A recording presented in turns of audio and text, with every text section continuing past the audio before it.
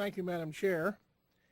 Islamic History Month is a vital addition to the Canadian national identity of respect for and the celebration of diversity.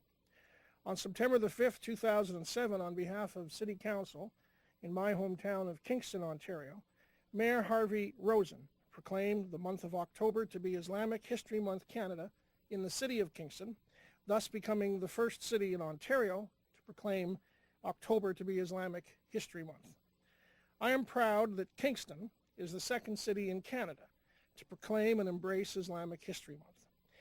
Kingston is very much Canada's first capital, as the home of Sir John A. Macdonald and Fort Henry and Queen's University, and various other custodians and promoters of the idea of Canada in the past and for the future, to recognize and promote diversity and the reality that Canadians of the Islamic faith are essential contributors to the fabric of Canadian society.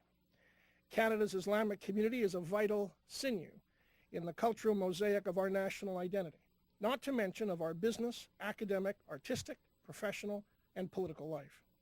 This month is an opportunity for Canadian Muslims to share their 1,000 years of history worldwide, their heritage and their culture, with their fellow Canadians of all faiths.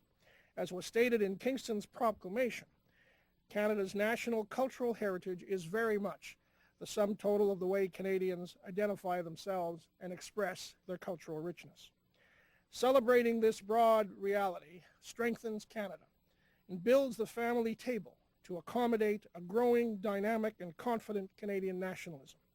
I am delighted to encourage and support this cultural celebration of our Islamic community and invite Canadians far and wide from all parts of our society and from all faiths to join in and be part of Islamic History Month. The important history of Canadians of the Islamic faith contributes to the enrichment of Canadian history and, more importantly, above all, to our Canadian future together. Canadians will recall that some years ago, Canadian forces were engaged as part of NATO, in support of the United Nations and the Dayton Peace Accords, in protecting our Muslim brothers and sisters in the independent country of Bosnia-Herzegovina. I'm delighted now to introduce Imam Delic, who is from Bosnia originally, has been in Canada for over 12 years, and is very much involved in an integral way in the management of this program. Imam. Bismillahir Rahmanir Rahim, in the name of God, the most merciful, most beneficent.